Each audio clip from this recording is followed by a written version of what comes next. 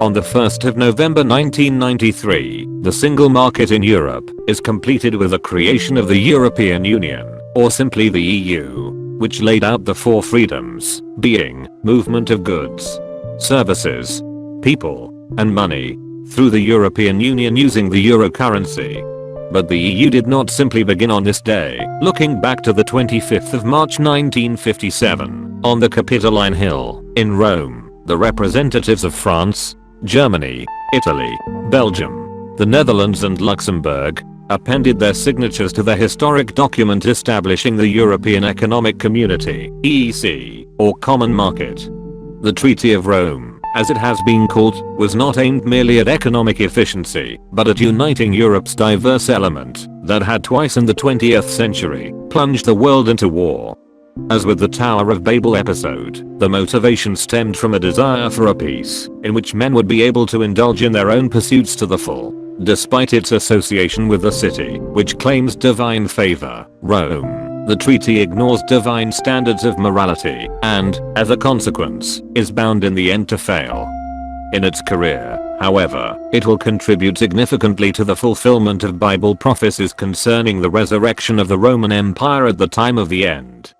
It will not be a resurgence of pagan Rome, however, but one in which the audacious little horn with eyes and a mouth of Daniel's fourth beast will hold sway. I have already shown in the playlist the rise of the papacy, the uprise of this horn in the form of the papacy. As a quick summary, the papacy, which achieved temporal dominion over the states of the church, amongst the other barbarian Catholic horn kingdoms that superseded the Roman Empire in the West. The self-appointed spiritual empire of Christendom, ruled by the papacy and extending over both European and Mediterranean territories, was symbolized to the Apostle John in Revelation chapter 13 as the beast of the sea, the zoological conglomerate incorporating certain features of a leopard, a bear and a lion. That same chapter also speaks of the uprise of a beast of the earth, a phenomenon fulfilled, as we have seen, in the cementing together of the barbarian Catholic horn kingdoms of the West into the Franco-Germanic Empire of Charlemagne, with emperor and pope as its ruling horn powers.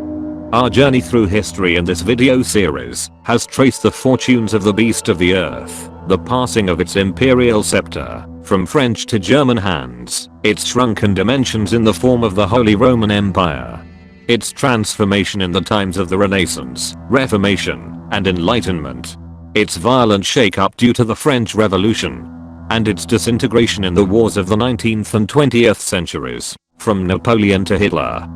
The Book of Revelation requires that the beast of the earth, the Franco-German Empire of Charlemagne, be reconstituted at the time of the end.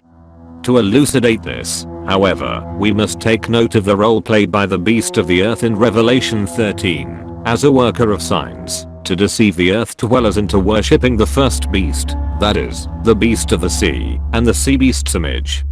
The remainder of Revelation does not mention the beast of the earth, but in 3 places introduces the false prophet, in one of which the identification of the false prophet with the beast of the earth is indisputably proved. And the beast was taken, and with him the false prophet that wrought miracles before him, with which he deceived them that had received the mark of the beast, and them that worshipped his image. Thus a Franco-Germanic European empire, supportive of the Roman Catholic Church sea beast and its Vatican image, will be part of the great army. And I saw the beast and the kings of the earth, and their armies gathered together to make war against him that sat on the horse and against his army.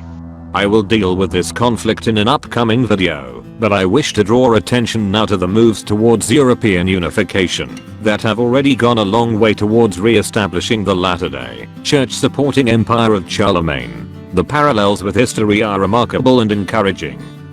Preliminary stirrings were evident early in the 20th century. Among others, Lenin and Trotsky had talked of a United States of Europe. World War I accelerated thinking in this direction. Richard Main summarizes some of the factors at work in words that support the concept of a resurrection of the empire of the past. From the classical world, Europe had inherited Greek philosophy and Roman law. From the Christian Church and the Empire, a sense of unity transcending frontiers. The Crusades and early explorations, had confirmed Europeans' feeling that they were different from the rest of the world, and as the empire and the papacy gave way to national rivalry, nostalgia had inspired many projects for restoring unity and achieving perpetual peace. The French were the most strongly represented in the list of intelligentsia who promoted European unity. French statesman Aristide Briand, of the failed Kellogg-Briand Pact, proposed a United States of Europe as part of his government's program in 1929. During World War II, Henry Frenay, French resistance leader, espoused the same doctrine, and, in July 1942, in conjunction with two other Frenchmen, stated in an underground publication, "The United States of Europe, a stage on the way to world unity, will soon be the living reality for which we fight." A clandestine group of French socialists, having links with the church, and augmented by some Italian groups in Italy and Germany with similar ideals, became active as the end of the war came in sight. In 1944, a declaration was drawn up in Geneva by delegates of resistance movements, which proposed a federal union among the European peoples. With post-war Europe in ruins, and the threat of Russian expansion looming on the other side of the Iron Curtain, European unification became more widely discussed and advocated in a context of political and military strength. On the 19th of September 1946, at Zurich University, Churchill took up the theme stating, "We must build a kind of United States of Europe." But it was a Frenchman, Jean Monnet, economist and diplomat, who was the catalyst that facilitated the necessary reactions, earning for himself, in the process, the unofficial title, Father of Europe, the title given to Charlemagne. Moves towards unity had bogged down before Monnet became directly involved. The 1947 Marshall Plan of the USA, whereby large amounts of American aid were injected into Europe to promote its recovery, obligated the various countries to set up a joint organization to manage the aid money and also to develop a common economic policy. In response, the Organization for European Economic Cooperation, OEEC, came into existence in April 1948.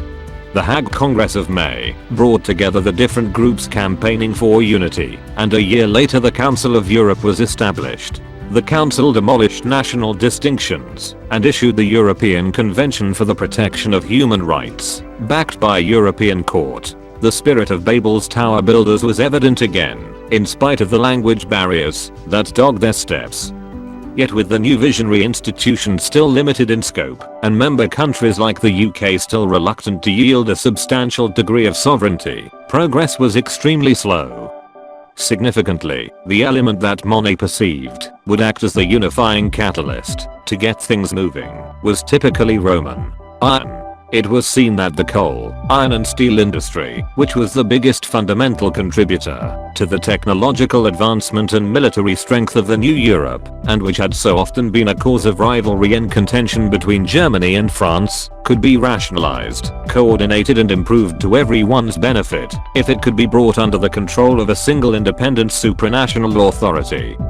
Monnet, in coordination with Robert Schuman, French foreign minister, hammered out a plan and obtained the agreement of Germany, Italy and the Benelux countries. Britain, jealous of her independence and worldwide Commonwealth connections, declined. The Schuman Plan, as it became known, was adopted in April 1951. The year before, in 1950, Schuman had declared, "Production will be integrated to such a degree that war between France and Germany will become not only unthinkable, but physically impossible. This scheme will form the basis of a European federation. Such a federation is indispensable to the preservation of peace." Monnet became the first president of the High Authority of the European Coal and Steel Community, the ECSC. The new arrangement experienced its initial troubles, but there was no denying that significant progress had been made. It would eventually become part of the EU. Another step was proposed in the formation of a European defense community. This revolutionary concept was meant to supersede the North Atlantic Treaty Organization, that is, NATO, and create a common army with identical uniforms and equipment. The proposal failed in 1954, due mainly to French worries over Germany's rearmament, and a compromise solution was found by admitting West Germany to NATO. Meanwhile, a vision of a composite giant of over 200 million people, boasting enormous resources in culture, materials, industry, technology and military potential, would continue to fire the imaginations and ambitions of many Europeans. Monet, not to be deterred by the European defense community failure, took another route towards the same destination. He began work among his European contacts on the establishment of a common market, an arrangement that would set up the framework for the integration of all of Europe's trade and commerce, not just coal, iron and steel. Simultaneously, the idea of a supranational European atomic energy community was conceived. The complex negotiations eventually bore fruit on that historic day, the 25th of March 1957, when the representatives of the 6 countries congregated on the Capitoline Hill to endorse the Treaty of Rome. The preliminary declaration of the treaty left no doubt as to the ultimate objectives of the common market proposal. Again, Britain was absent.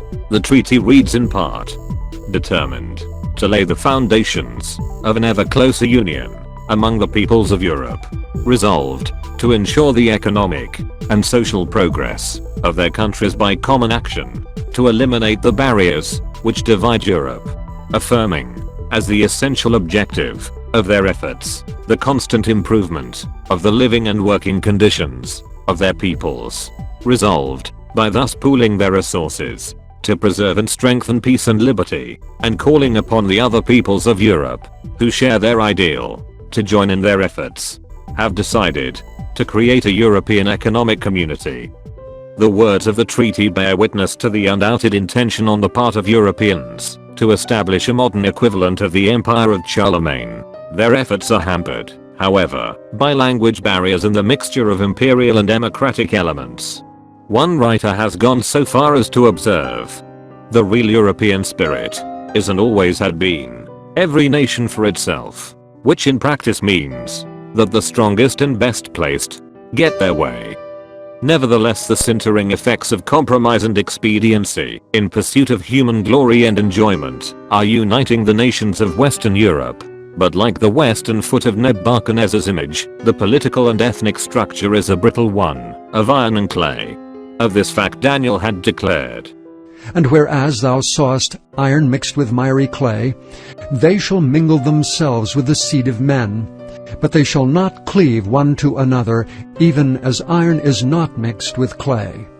The parallel with Charlemagne's empire is strengthened by reference to the award given by the EC to persons prominent in furthering the cause of European unity, the Charlemagne Prize. Not surprisingly, Jean Monnet was among the first recipients, and it has been given every year since 1950 for work done in the service of European unification.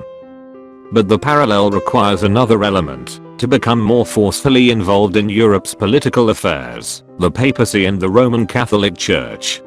Interestingly, the Pope received the Charlemagne Prize on the 6th of May 2016, even though the Vatican is not an EU member state, due to technicalities relating to economic governance, but the image is clear that if the Pope can receive the European unification's highest medal, the little horn that speaks great things is still alive and active today, and only getting bolder. As we shall see, it is to be the Roman Church with its Babylonian Greek ancestry, which will provide the link to enable the Russian, Eastern, and the European Western legs of the latter-day Euro-Asian, Roman image empire, to act in unison. But what of Britain? Unwilling to submerge even a part of her proud parental independence, and suspicious of her continental neighbors, she disdained participation in the treaties of Paris and Rome in the early and mid-1950s. There will always be an England was her theme song. But the harsh realities of her fallen status and diminishing wealth in comparison with the new superpowers, the USSR and USA, constrained her to seek a share of European prosperity in 1959, only to find another Charles the Great, de Gaulle, dictating affairs in Europe and barring her entry. Eventually, in 1973, after 14 years of waiting, she was admitted, and then on terms that involved financial concessions which she has since regretted. With the recent Brexit conclusions of the 1st of January 2021, with Britain leaving the EU, after exactly 48 years to the day, the position of Britain is becoming closer to the role given her in biblical prophecies. The 38th chapter of Ezekiel speaks of an organization of nations under the description of Sheba and Dedan, and the merchants of Tarshish with all the young lions thereof, which will challenge an anti-Israel confederacy descending on the Middle East. And thou shalt come up against my people of Israel as a cloud to cover the land. It shall be in the latter days, and I will bring thee against my land, that the heathen may know me, when I shall be sanctified in thee. Sheba and Dedan are most likely representative peoples descended from Abraham, as the genealogy from Genesis 25 shows Abraham bore Jokshan, and Jokshan begat Sheba and Dedan, and inhabiting the Arabian Peninsula, rather than the Sheba and Dedan descended from Ham in Genesis 10 verse 7. Dedan's trade with Tyre is explained in Ezekiel chapter 27. The men of Dedan were thy merchants. Many isles were the merchandise of thine hand. They brought thee for a present horns of ivory and ebony. Dedan was thy merchant in precious clothes for chariots. These goods indicates a role of intermediary traders between the Levant and the Indian subcontinent. Sheba was noted as follows. The merchants of Sheba and Raamah, they were thy merchants. They occupied in thy fairs with chief of all spices, and with all precious stones and gold. This being her trade with Tyre, and Isaiah explains. The multitude of camels shall cover thee, the dromedaries of Midian and Ephah, all they from Sheba shall come. They shall bring gold and incense, and they shall show forth the praises of the Lord. Sheba's association with camel trains points to a location in Arabia, probably further south than Dedan. Archaeological discoveries confirm this location, suggesting their center at Meribah, about 200 miles north of Aden. Tarshish was another country that engaged in maritime trade with the Phoenicians in Tyre. Ezekiel states, Tarshish was thy merchant by reason of the multitude of all kind of riches. With silver, iron, tin, and lead, they traded in thy fairs. Tarshish was remote from the eastern Mediterranean seaboard, illustrated by the prophet Jonah's selection of a ship going to Tarshish to flee from God's presence in Israel. History records both Spain and Britain as sources of the metals just stated during Phoenician times, and tin from Cornwall, England, certainly found its way into Mediterranean markets. Since large Phoenician vessels had circumnavigated Africa, they were perfectly capable of engaging in trade with the British Isles. These ocean-going vessels becoming designated ships of Tarshish, and their use in traveling to the east appears to have led to the naming of India as another Tarshish. Thus in 1 Kings chapter 10 verse 22, Solomon's navy of Tarshish brought gold, silver, ivory, apes and peacocks, a cargo mixture exclusively Indian. But Ezekiel's designation as merchants of Tarshish, with all their young lions thereof, points to Britain, and not Spain or India as the power in question. Britain's historical leading role in world trade through her merchant navy, together with her maternal ties to the British Commonwealth and the United States, all invested with a young lion status inherited from the old British lion on the Thames, leave no room for doubt. The fact that India is a young lion, born in 1947 when given her independence, fits in with her scriptural position as an eastern Tarshish. The significance of Britain's contribution to current international commerce should not be underrated. While she has certainly declined in military terms, London remains a leader in world trade, including important areas such as commodity markets, shipping and insurance. Currently Britain is the 5th largest economy in the world, but if the Commonwealth countries are combined, it is 3rd largest with USA first and China second. It has been said in the past that Britain needs to leave the European Union for biblical prophecy to advance. The grounds for such a move already exist in the historical factors that strongly influence British feelings.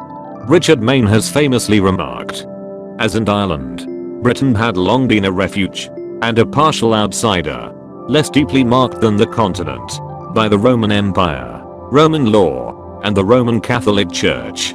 As islanders, the British had developed sea power and had early conquered overseas dominions in temperate climates, where they settled their own kith and kin. As leaders in the first industrial revolution, they had made their country the workshop of colonies which served as Britain's home farm. In the words of European Unity, an incongruously named pamphlet, put out in May 1950, by the National Executive Committee of the British Labour Party. In every respect, except distance, we in Britain are closer to our kinsmen in Australia and New Zealand, on the far side of the world, than we are to Europe. We are closer in language and in origins, in social habits and institutions, in political outlook, and in economic interest. In 1987, the author Richard Stokes stated the following: "The question now is, will Britain remain a subscriber to the Treaty of Rome and join her continental partners in the grand coalition foreseen by the prophets, which will grasp at world dominion through conquest of Israel and the Middle East?" The answer of scripture is a decided no. Since Britain and the young lions of the Anglo-American sphere are bound to play an antagonistic role towards the Euro-Russian bid for world domination at some stage in the future, and that not far distant, the UK must disengage from the continuing trend towards inevitable European unity. 37 years after those words were written, Britain has concluded Brexit, the disengagement from the EU, a fact of history and not a requirement in the future. Let us all now watch and see how developments arise in the territories of the old Roman Catholic and Greek Orthodox Empire. Thank you for watching. Subscribe to get notifications of new videos. Like, share and comment below.